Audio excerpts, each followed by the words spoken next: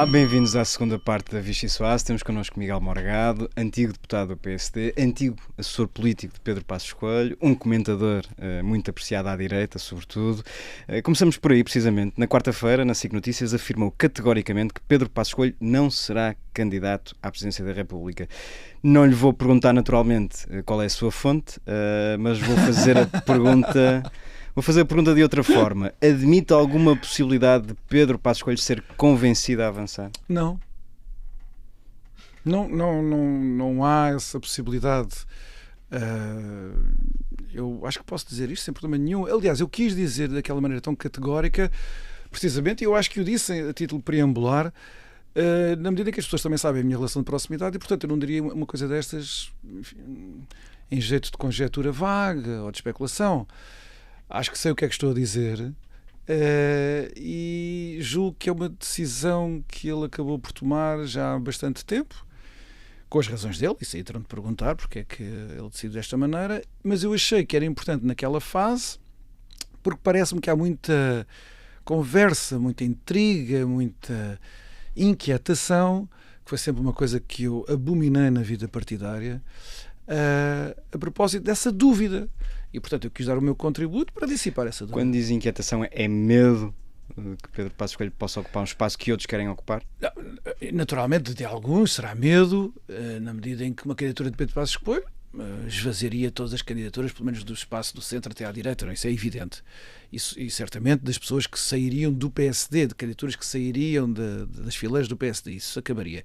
Mas não é só o medo, é falsas esperanças, falsas precisamente, expectativas. Há muita gente, e nós claro, aqui no Observador falamos com muita gente claro, do PSD, que ainda acalenta essa esperança e que tem muita vontade que essa candidatura exista. Pois. Se existir uma vaga de fundo tal, Pedro Passos Coelho não será convencido? Não me parece. Não me parece. Com franqueza, não me parece. E acho que ele tentou sinalizar ao jeito dele, discreto, para que não se criasse essa vaga de fundo, porque ele não estava envolvido em nenhum tipo de iniciativa política que conduzisse a essa candidatura. Portanto, de um lado daqueles que tinham uma grande expectativa que ele regressasse como candidato a Belém, e dos outros que, enfim, por razões do seu próprio interesse, não estariam tão interessados numa candidatura dessas, acho que é bom saber-se com o que é que se conta. E assim as pessoas já sabem, olha, não vamos ter o Pedro Passos Coelho como candidato, então vamos ver o que é que se passa ao lado. Há um dado que é relativamente comentado nos bastidores do partido, que a relação entre Luís Montenegro e Pedro Passos Coelho não é a melhor das relações, neste momento, pelo menos. Se o Primeiro-Ministro interviesse diretamente e tentasse convencer Pedro Passos Coelho, isso poderia mudar de alguma forma as circunstâncias? Eu diria que eu não posso responder por ele, evidentemente, por Pedro Passos Coelho, mas pelo que eu conheço dele, eu julgo que ele não se deixaria embalar para algo tão importante e tão grave no sentido moral do termo, quer dizer, tão solene como uma candidatura à chefia do Estado, sobretudo alguém que já foi Primeiro-Ministro, já teve as mais altas responsabilidades num período muito difícil do país, por ser persuadido por um aliado político ou por um companheiro de partido, fosse ele Primeiro-Ministro ou Ministro das Finanças ou outra coisa qualquer. Não me parece que seja o tipo de abordagem que funcionasse com Pedro Passos Coelho. Acredito sim que funcionasse com outras pessoas que eu conheço na política, mas com ele tenho as minhas dúvidas. A exigência que ele teve sempre, que tem um lado ético e tem um lado político, de pensar pela sua própria cabeça, de formar a sua opinião com toda a sua honestidade interior, tem um lado bom e também tem esse lado de isolamento relativamente a tentativas de pressão. Isso serviu muito bem o país quando ele era Primeiro-Ministro, eu fui testemunha disso, muitas pressões que ele sofreu de muitos lados sinistros, a que ele sempre resistiu e talvez outros Primeiros-Ministros não tivessem resistido, mas também as solicitações dos aliados, dos companheiros de partido, também não funcionassem muito bem com ele, diria eu, mas quer dizer, temos que perguntar ao homem que ele é que é o envolvido. Deixe-nos então perguntar por pessoas que ponderam candidatar-se. Luís Marcos Mendes tem condições para enfrentar e vencer Gouveia Melo, se ele avançar? Parece-me que neste momento não há nenhum candidato à esquerda e à direita que possa apresentar-se ao país com o crédito de que recolhe, se não o apoio dos 50% mais um de caras, próximo disso. Não há. Nós vivemos uma fase diferente da política portuguesa, nós estamos num período de transição muitas das certezas, tanto ideológicas e intelectuais que fundam a política dos partidos, como a prática política está a mudar muito. Não é só um fenómeno português, é um fenómeno europeu e até norte-americano, como nós sabemos. Nós estamos aqui num período de fluxo, de transição, não sabemos para quê. E é nesses períodos que também se nota as carências de liderança política e da autoridade, no sentido romano do termo, com que as populações veem os seus representantes políticos. E nós já estamos a passar essa fase, como estão outros países. Isto é, as pessoas não atribuem um crédito e uma autoridade política particularmente carregado, dedicado a nenhuma personagem e a nenhum movimento, a nenhum partido político. Estamos a assistir a este período de fragmentação, que é muito perigoso. Eu acho que não devemos ter receio de tirar as consequências. Eu acho que estamos a atravessar um período perigoso. Essa fragmentação acho que se vai traduzir também agora nestas candidaturas presidenciais. Mas vejam, do ponto de vista do jornalismo político, pode ter aqui uma aliciante. É que nós já não temos uma segunda volta de presidenciais há muito tempo e com um número suficiente de candidatos. Imaginem que nós temos ali 4 candidatos que ficarem numa primeira volta quase todos empatados. Vai haver uma grande expectativa, ver quem é que passa a segunda e depois na segunda mas quem é que desempata. Não havendo os tais candidatos óbvios ou naturais, aqueles senadores naturais acho que não existem, que já houve noutras corridas. Que nós ainda tivemos, reparem, deixe-me só acrescentar isso, desculpa interrompê-la, mas nós tivemos isso até Marcelo Rebelo de Sousa. Se olharem para o histórico de eleições da Presidência da República, algumas foram bastante disputadas. Sampaio Cavaco, Freitas do Moral Mário Soares, mas todas elas envolveram a eleição possível, normalmente só de 2 pessoas, não é? Mas enfim, talvez a palavra senadores não seja a mais interessante, mas de grandes figuras nacionais. Umas mais à esquerda, outras mais à direita, não interessa. E a eleição final, o triunfo final nessas eleições, consagraram pessoas a quem o país reconhece algum estatuto. Cavaco Silva, certamente.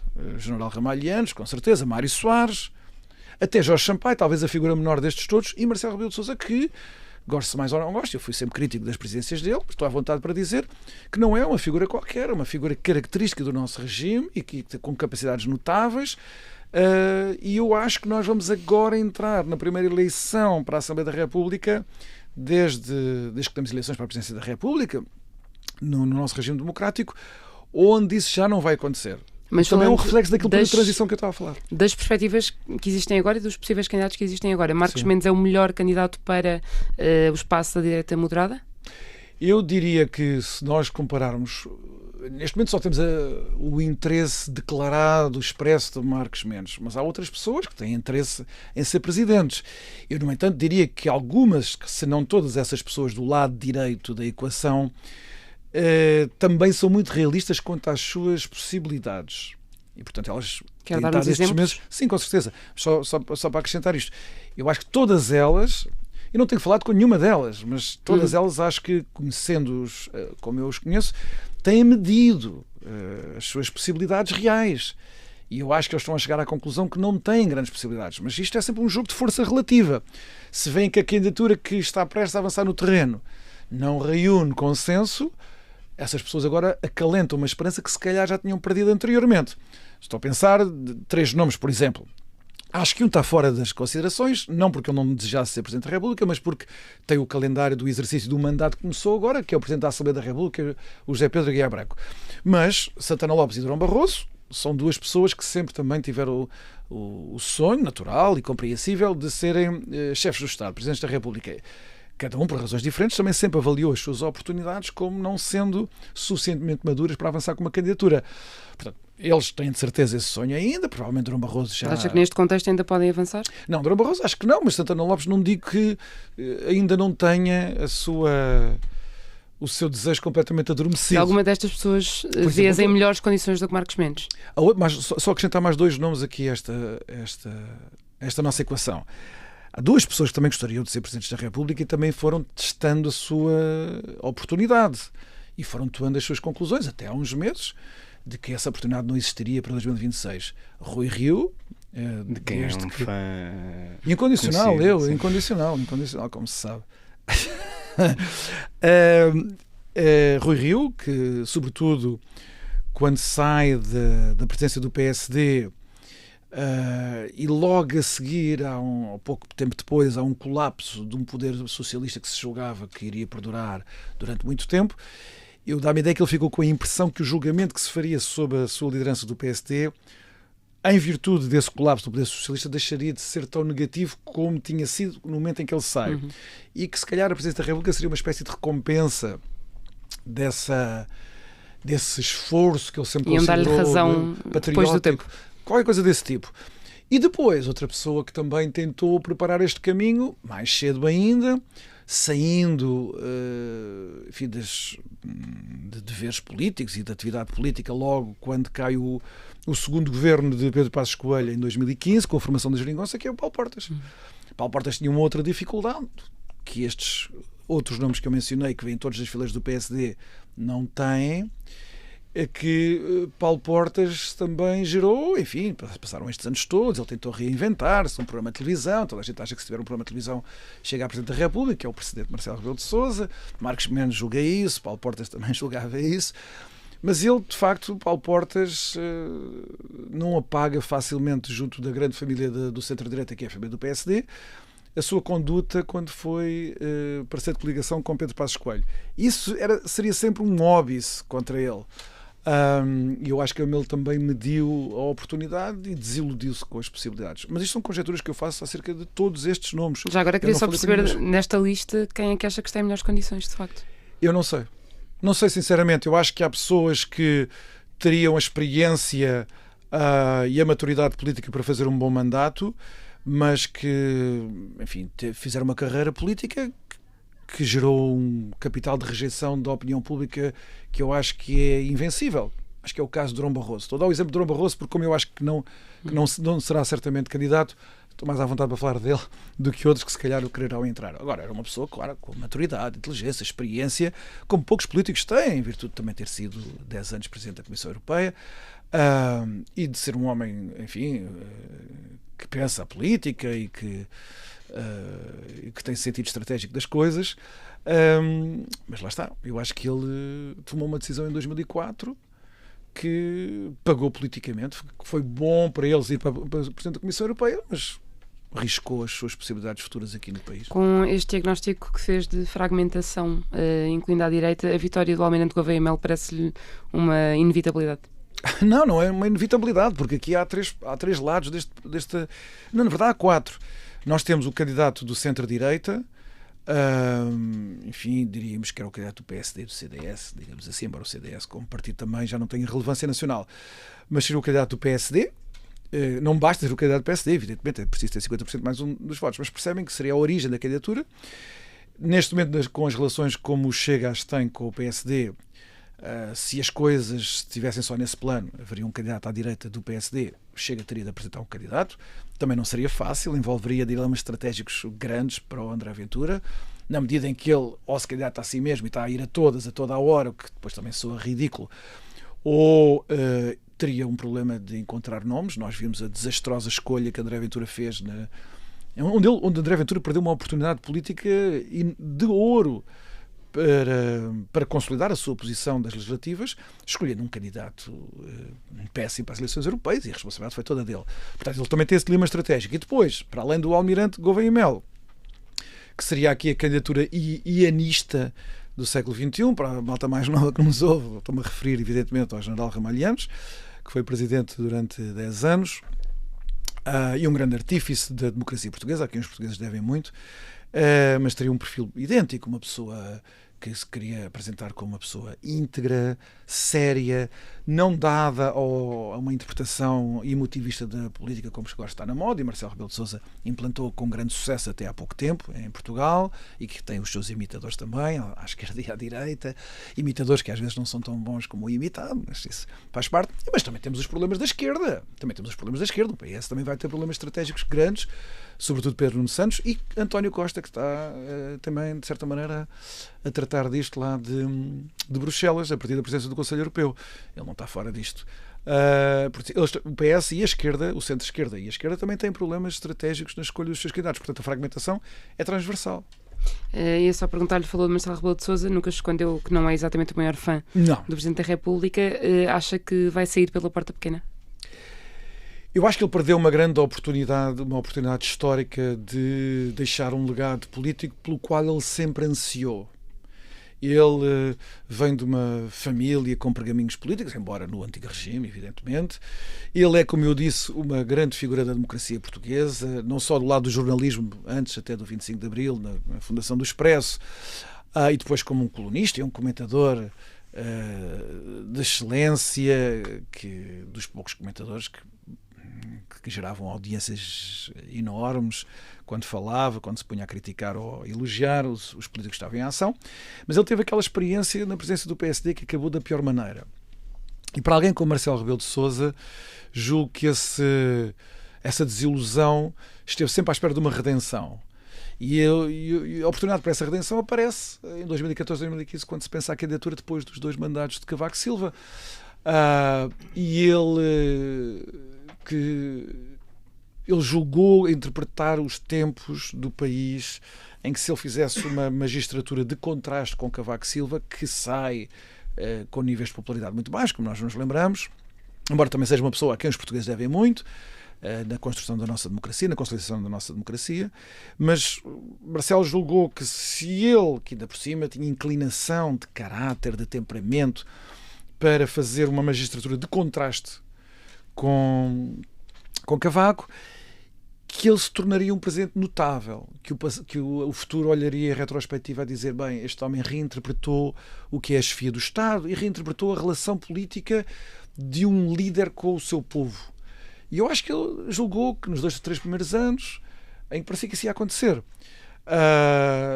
Claro que ele, ao mesmo tempo, não preparou as bases para quando a situação se alterasse, decisões graves que teriam de ser tomadas, se tudo isso não revelasse que tinha uma espécie de pés de barro. Quando teve de ser mais interventivo, perdeu... Mais interventivo, tomar determinadas decisões e apresentar-se em momentos que exigiriam autoridade, seriedade, integridade e até alguma frieza. Ele teve sempre aquela hesitação oscilar entre ser o Marcelo I e o Marcelo II. E depois ele achou que só poderia fazer isso, e foi uma das razões que eu sempre o critiquei. Ele só conseguiria ser um presidente notável se estivesse blindado. E o que é um presidente blindado? Bem, olhando para trás, para Cavaco Silva, ele achou que estar blindado era ter o apoio do PS. E, portanto, ele fez tudo para obter o apoio do PS. E conseguiu, de António Costa, o apoio total, mas em troca deu o apoio total a António Costa. E, portanto, ele ficou vinculado também ao fracasso que foram os 8 anos de António Costa. Disse que ele já não se pode livrar. Ele quis comprar uma espécie de segurança. Comprou, pagou o preço. E agora o preço está aí. Ele tem de o pagar, vai pagando em prestações. Reagiu, mudando aqui de órgão de soberania, reagiu à comunicação do Primeiro-Ministro sobre a segurança interna, falando em surpresa e perplexidade.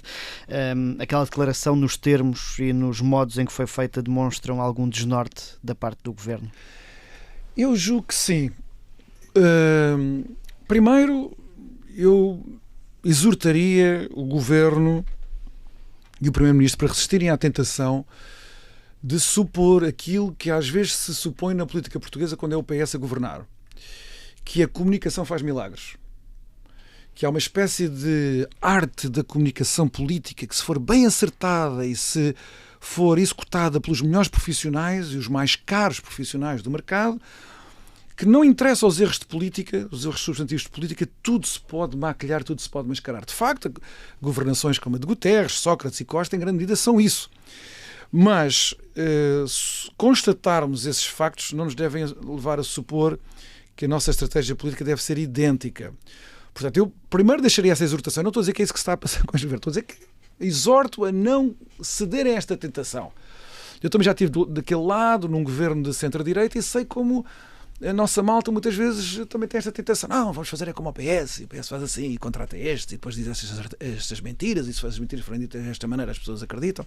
Enfim, se fizermos números mediáticos, as pessoas deixam-se hipnotizar por aquilo. Portanto, eu sei que essa tentação existe. Não estou a dizer que Luís Montenegro tenha cedido a ela, mas estou a exortar para que ele continue firme na rejeição dessa tentação. Em segundo lugar, e isto agora uma observação mais substantiva, eu acho que tenho que reconhecer, após estes 6 meses de governo, 7 meses, 8 meses de governo, o tempo passa depressa, 8 meses de governo, eu tenho que reconhecer que há aqui um problema político fundamental neste governo, que é a ausência de sentido da sua própria governação. Quer dizer, eu acho que o governo ainda não soube interpretar o seu exercício do poder como tendo um alcance além da mera preservação do poder. Estavam preparados só para os 6 meses até o orçamento. Eu acho que nós também temos que ser justos, que é mais alimentar a justiça, manda dizer que eles têm uma maioria muito pequenina no Parlamento.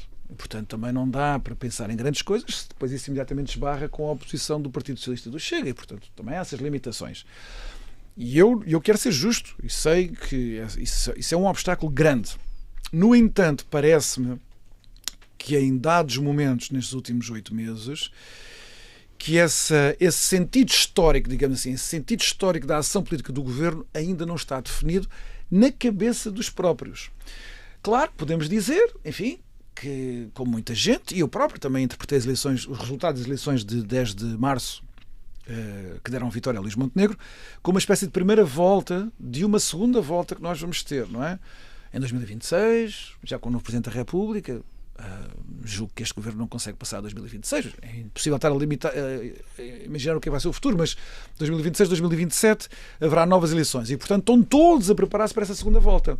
Não é só o governo, é a oposição também. Só que há aqui um problema, é que o governo tem a responsabilidade de governar.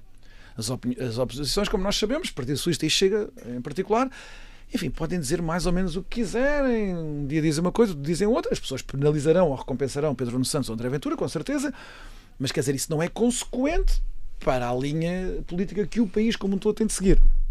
E, portanto, eu diria que a consistência deste governo vai depender de se encontrar com inteligência, criatividade, um sentido histórico para que é que este governo serve. Reparem que eu não estou a falar de coisas muito abstratas, pode parecer, mas não estou. Eu posso dar exemplos dos últimos 2 governos, para não ir mais longe. O governo de António Costa. O governo de António Costa formou-se com um sentido. Eu achei que foi um sentido péssimo para o país, com certeza, é o meu julgamento político, acho que foi muito mau para o país, mas tinha um sentido que as pessoas perceberam, as pessoas que se opunham ao governo e as pessoas que apoiaram o governo de António Costa, que era: vamos reverter o legado de Pedro Passos Coelho. Pronto, e nós vamos estar aqui, vamos dizer que eles eram muito maus, nós é que somos bons, vamos fazer umas políticas diferentes, às vezes vamos fazer as mesmas políticas, mas vamos chamar diferentes, mas nós até percebemos o sentido disso. Este governo... E Pedro Passos Coelho teve o sentido histórico de, que era óbvio na altura, vamos lá salvar o país da falência, recuperar o país para preservar as instituições e dar mais um novo fôlego à democracia portuguesa, com mais prosperidade, etc. E por não ter esse sentido histórico, ou por não ter encontrado ainda esse sentido histórico, este governo ainda está a ser um executivo de continuidade face ao último? Pois, eu acho que isso é uma espécie de inércia, não é?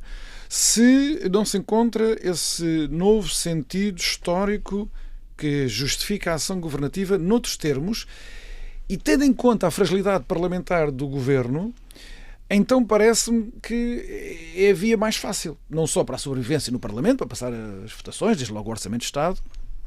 A parte social também. Parte social, mas reparem, mas ainda há outro problema, que é este. Eu acho que é óbvio para toda a gente que os 3 principais partidos neste momento só têm uma estratégia eleitoral. Há retórica para todos os assuntos e para todos os grupos demográficos, mas a estratégia eleitoral dos 3 é igual. É ver quem é que fica com os pensionistas, ou com a maioria dos pensionistas. Até agora, os termos do jogo foram, depois do governo de Pedro Passos Coelho, os socialistas ficaram com a maior parte dos pensionistas. Pronto. E Luís Montenegro começou a rachar aquilo, até porque os pensionistas também agora, já nestas eleições, também já começaram a abandonar o Partido Socialista. E há um grupo de pensionistas que também apoia André Ventura e apoia o Chega. Eu tendo a achar até que os temas da imigração e da segurança vão levar até um grupo cada vez maior de pessoas mais velhas em Portugal, por se sentirem mais expostas, mais frágeis, mais inseguras nas suas vidas cotidianas, também a continuar a apoiar o Chega. Portanto, agora há uma luta destes 3 partidos, e nós vemos nesta votação a propósito do aumento das pensões, não é? Em que se julga quem ficar com os pensionistas ganha. Quem ficar com os pensionistas, com a maioria dos pensionistas, é poder, é governo. Bem, a partir daí, o que é que se pode fazer? Vamos imitar o governo que tentou seduzir, subornar, comprar os pensionistas em cada dia da sua ação, que foi o governo de António Costa.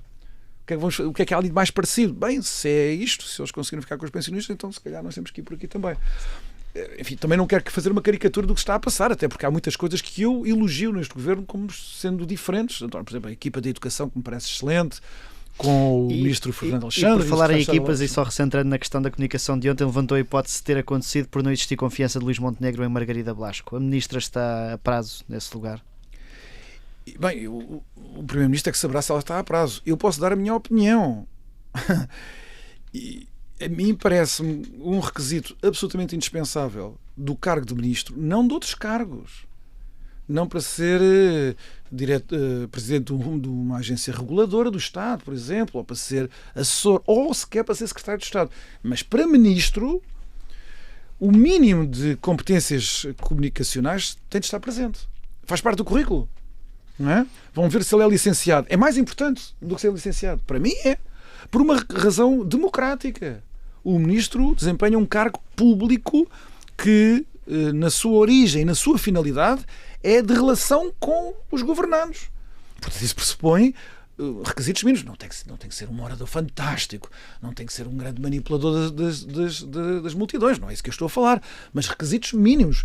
E eu parece-me evidente que o Primeiro-Ministro, e se calhar o núcleo duro deste governo, chegou à conclusão que com certos ministros não pode contar, sobretudo se quiser aproveitar um tema, como Luís Montenegro ontem quis aproveitar, de grande ressonância na população portuguesa, o tema da segurança ou da insegurança, e ele achou que não devia desperdiçar aquela oportunidade em quem não teria competência comunicacional, não estou a pôr em causa as outras competências da ministra, para capitalizar tudo o que podia ser capitalizado.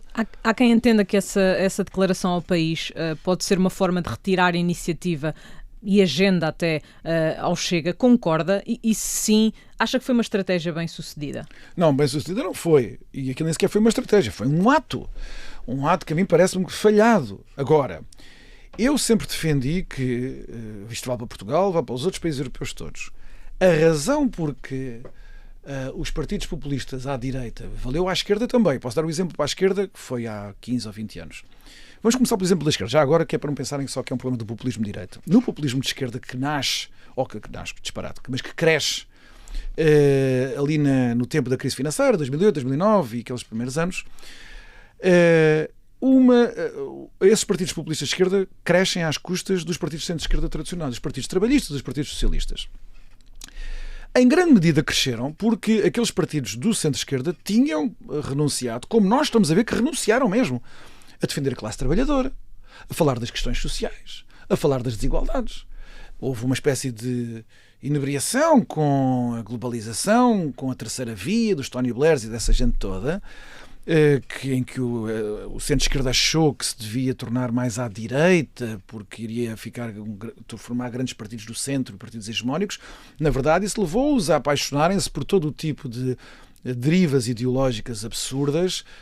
O wokeismo é a sua expressão mais evidente, desistindo, renunciando à sua missão de representação tradicional. E vieram os partidos de populismo de esquerda e denunciaram desigualdades chocantes, por exemplo, e práticas de corrupção do setor privado à governação. E foi um choque muito grande para os partidos de centro-esquerda. O que aconteceu à direita? À direita aconteceu um fenómeno equivalente, mas não com os mesmos temas. Um dogma, um fechamento dos partidos de centro-direita, em Portugal também, mas não só em Portugal, que os partidos de centro-direita agora estão a pagar muito caro, de se ter achado que não se devia falar sobre a imigração, que não se devia falar de segurança. Em grande medida também porcentagem da esquerda, porque se a esquerda dizia que falar de imigração era sinónimo de racismo, então os partidos de centro-direita achavam que não iam falar de imigração. Ou, como Pedro Nuno Santos disse ontem, um disparate de observação, que Luís Montenegro tem uma deriva securitária, aqueles lugares comuns completamente ridículos que a esquerda patrocina. Mas, de facto, foram suficientes para, até há muito pouco tempo, intimidar os partidos do centro-direita. Bem, depois os partidos populistas... Mas Luís Montenegro tem optado por falar sobre essas questões. A questão é se está a conseguir chegar... Mas eu queria corrigir uma coisa. Luís Montenegro é presidente do PSD desde 2022. E ele demorou muito tempo, já com o Chega em grande crescimento, a perceber que o PSD não podia deixar de falar desses temas. As pessoas têm que perceber que a democracia é o regime da discussão livre sobre todos os temas que são relevantes para a população. E agora que percebeu, está a conseguir transmitir a mensagem certa? Se essa intervenção parecer precipitada, oportunista e não estratégica, inconsequente, as pessoas não vão atrás de primeiro estalar de dedos. Por isso é que eu digo, isto tem que ser feito de uma maneira metódica, respeitando a moderação política do partido, portanto, coisas que nós não podemos contar dos partidos populistas à esquerda e à direita, que não são moderados nem nestes temas nem nos outros, mas com uma estratégia. e falar com sensatez e constância à população. E a partir daí, sim, esses temas deixam de ser monopólios dos extremos políticos. E não é só esvaziar os extremos políticos, que é sempre bom. É os próprios temas em si, os problemas não nos explodirem na cara e poderem ser atempadamente tratados com humanidade, com sustentabilidade, com inteligência. Porque se for em cima do problema nos ter explodido, já não haverá moderação, já não haverá inteligência, haverá apenas um apagar, uma extinção de um fogo, que será essa a exigência da população. Num comentário muito rápido, que estamos a ficar sem tempo, fazemos esta entrevista na véspera da aprovação do Orçamento do Estado. É visto como uma espécie de fim de ciclo destes primeiros meses do Governo, como dizíamos há pouco. Em retrospectiva, faz um balanço positivo dos primeiros 8 meses. Isto era aquilo que a Aliança Democrática prometia? Eu faço um balanço positivo provisório. Nestes termos, nos termos da vitalidade do nosso sistema democrático. Como eu disse, nós estamos num período de transição para algo que nós ainda não sabemos o que é. Isso também é o período de transição à escala europeia. Portanto, vivemos aqui um período de grande indeterminação e indefinição. Mas era vital para o sistema político democrático que a hegemonia do Partido Socialista fosse quebrada. E isso foi um feito e algo pelo qual eu estou grato ao Luís Montenegro. Ter removido o Partido Socialista do poder, na medida em que o Partido Socialista não foram as políticas públicas só que eu critico, foi esta atitude permanente que o Partido Socialista não consegue, ao qual ele não consegue renunciar, que vinha do José Sócrates, já vinha de António Guterres também, que é governar como uma ação de colonização do país. O Partido Socialista acha que governar significa estender os seus tentáculos a todos os centros de decisão. Não é só no Estado e na administração pública, no setor privado, na sociedade civil. As democracias não sobrevivem assim. Se os partidos não têm disciplina interior para se conterem e não subverterem as instituições que têm à sua mercê, é vital que haja mesmo alternância no poder, mesmo quando não há alternativa de políticas públicas. É vital. Aqui e em qualquer democracia no Ocidente. Luís Montenegro queixou-se há dias de que o Governo nunca teve um estado de graça. Não há uma responsabilidade do Primeiro-Ministro nisso? Reparem, eu nunca gostei muito dessa abordagem da análise do estado de graça. Isso foram coisas que se inventaram já há muito tempo. Por exemplo, Roosevelt inventou aquela coisa dos 100 dias, que era mostrar que um governo em 100 dias vai logo tratar dos assuntos todos. Enfim, lá está, são os golpes de comunicação que começaram a aparecer, primeiro nos Estados Unidos, e depois se contagiou aqui a nossa política europeia. A ideia de que um governo quando ganha, enfim, um governo quando ganha, o que há é apenas o alívio pelo governo anterior de se ter ido embora. Mas depois é uma questão da circunstância, se o país está a crescer economicamente ou está em crise. Quer dizer, eu acho que os governos não têm direito a nenhum estado de graça. E as coisas para o Luís Montenegro foram difíceis, porque tem uma maioria parlamentar muito pequena, tem pela primeira vez oposição à esquerda e à direita, coisa que nenhum primeiro-ministro do centro-direita alguma vez tinha tido, não é? Claro, em grande medida por responsabilidade dos presidentes do PSD depois de Pedro Passos Coelho, nomeadamente Rui Rio, e que o Luís Montenegro, enquanto era líder da oposição, também não conseguiu corrigir, é preciso dizê-lo. Portanto, houve essa inércia, essa inatividade, essa complacência com o crescimento do Chega. Enfim, foi um erro que o PSD agora está a pagar caro. Ele teve esses obstáculos e depois teve eleições europeias logo a seguir que correram francamente mal ao PSD. Eu acho que na altura a tendência do PSD foi para dizer não, o PS ganhou, mas se fossem eleições legislativas nós teríamos ganho. Bem, na verdade as sondagens mais ou menos confirmam que eu acredito que o PSD ganharia as eleições outra vez, mas com um resultado próximo do 10 de março. Parece, olhando para as sondagens. Portanto, aquelas eleições europeias já eram indicadoras de alguma coisa. Se estava ao alcance de Luís Montenegro ter feito uma coisa muito diferente. A única coisa que ele podia ter feito muito diferente, é verdade, mas tinha muitos riscos políticos, era ele decidir, bem, em vez de governar com uma maioria pequenina, faço uma coligação à minha direita, com o Chega, e era um mundo novo, que nós não sabemos o que é que teria acontecido. Eu nunca fui a favor disso, mas, de facto, era a alternativa estratégica que ele tinha. Nunca saberemos o que é que teria acontecido se ele tivesse feito isso. Houve uma escolha e, portanto, ele nessa medida é responsável, claro, ele é o único responsável por uma escolha estratégica que fez, que foi, vamos fazer um governo minoritário. Bem, fazer um governo minoritário em que ele ainda por cima escolheu explicitamente o PS como o seu parceiro de negociação, então acabaríamos sim num governo que seguiria políticas muito semelhantes ao do governo anterior. Era uma condição de viabilidade do governo. Miguel Morgado, vamos entrar no segundo segmento do nosso programa, o bloco carne ou peixe. Só pode escolher uma de duas opções. Eu sou péssimo nisso. Se recorda. Eu acho que estas vão ser mais fáceis. Quem levava a comer um gelado Santini tardio em Belém? Gouveia e Melo ou Luís Marques Mendes? eu vou dizer duas coisas. Eu não gosto de gelados. Eu sei, é estranho, eu não gosto de gelados, mas eu gosto, em termos pessoais, gosto muito do Luís Marques Mendes e, portanto, o Alberto também o conheço. O Luís Marques Mendes, com certeza, se ele me convidar para jantar amanhã, eu vou com ele. Ele deve estar um bocado zangado comigo por causa de outras coisas, mas se ele não tivesse zangado comigo, jantar com ele, perfeito. Ou o gelado, pronto, vamos lá comer gelado. Preferia ver Pedro Passos Coelho a regressar à liderança do PSD ou Sebastião Bugalho a conquistar o partido?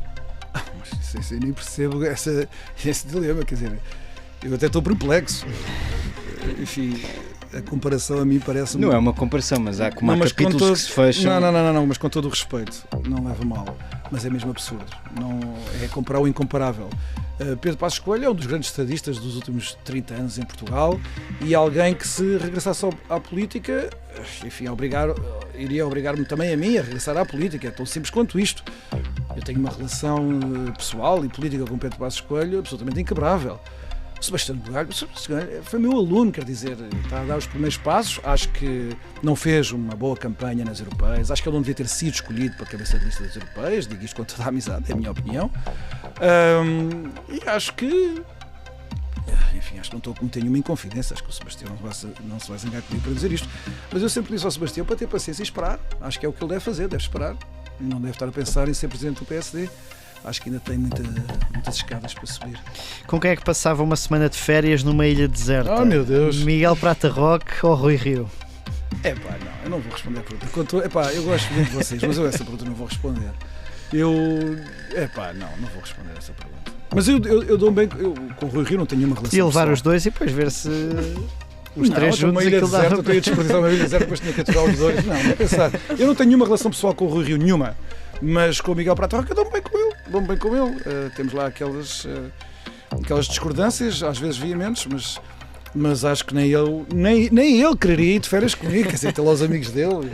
Não, nem um nem o outro. Vamos ver se esta é mais fácil. Falávamos há pouco numa possível segunda volta das eleições presidenciais. Vamos imaginar um cenário em que só sobram 2 socialistas. Qual escolhia? António José Seguro ou Mário Centeno? Eu acho que essa resposta também dou de caras, embora não vá certamente votar em nenhum candidato socialista, nem tenho nenhuma simpatia política, embora tenha pessoal, pelo António José Seguro. Mas se a escolha for essa, acho que toda a gente adivinha o que é que eu vou dizer, não é? Eu voto no António José Seguro, é evidente, mas isso é de caras e sem nenhuma hesitação, toda a gente sabendo que eu nunca apoiaria um candidato socialista. Mas entre Mário Centeno e António José Seguro há uma diferença enfim, eu não quero estar a utilizar palavras agora excessivas, já disse o que tinha a dizer ontem sobre Mário Centeno. Mário Centeno está a levar a cabo uma subversão total do Banco Central Português, do Banco de Portugal, ao serviço da sua ambição, e eu acho que isso não se faz. E é imediatamente eliminatório para mim dele ter a ambição, não é de ser Presidente da República. Ele não pode voltar a ser Ministro das Finanças sequer. E esta foi a sua conduta como Ministro das Finanças, que eu tentei sempre expor, porque considerá-la muito nociva. Teve a proteção do poder socialista na altura, implacável, teve a proteção dos mídias, tenho que dizer, teve uma proteção inacreditável dos meios de comunicação social, na sua generalidade, mas a mim parece-me o tipo de conduta e o tipo de político que o país deve repudiar. Miguel Morgado, como é hábito do nosso programa, o convidado traz uma sobremesa, no caso uma música. Que música é que nos traz e porquê? Eu trouxe uma música já antiga, os meus gostos musicais nunca evoluíram além de 1990, 91, fiquei parado no tempo. Trouxe uma música de 1990, de uma daquelas muitas bandas inglesas que apareceram naquela época, ótimas. Estes chamam-se Ride, e esta música chama-se Here and Now. E se as pessoas estiverem atentas lá ao refrão, ele diz qualquer coisa como: e o comboio passa a correr, tal como um dia que passa depressa. E depois no final ele até diz não só like a day gone too fast, mas ele até diz like a life gone too fast. Então parece-me que o que ele está a dizer... e depois o refrão é all I know is here and now. A única coisa que eu sei é o aqui e agora. Parece-me que esse é o problema que nós temos agora na política em Portugal e na política na Europa. Nós só temos políticos e líderes que estão a pensar no aqui e agora. E, no entanto, nós estamos neste período de transição, o comboio está a passar e quando ele passar nós vamos perceber, espera lá, aconteceu tanta coisa e nós estivemos a cuidar do acessório. E, portanto, eu espero que os políticos europeus, agora não quero falar de Portugal, despertem, porque nós estamos com desafios muito grandes. A aceleração do tempo histórico é enorme. e nós não temos muito tempo a perder para resolver problemas que a Europa tem muito graves e em Portugal mais graves ainda. Miguel Morgado, muito obrigado por ter regressado Obrigado a a todos. Vichy Soares. Os nossos ouvintes e leitores já sabem, podem ler e ouvir esta entrevista no site, na rádio e nas plataformas habituais. Até à semana.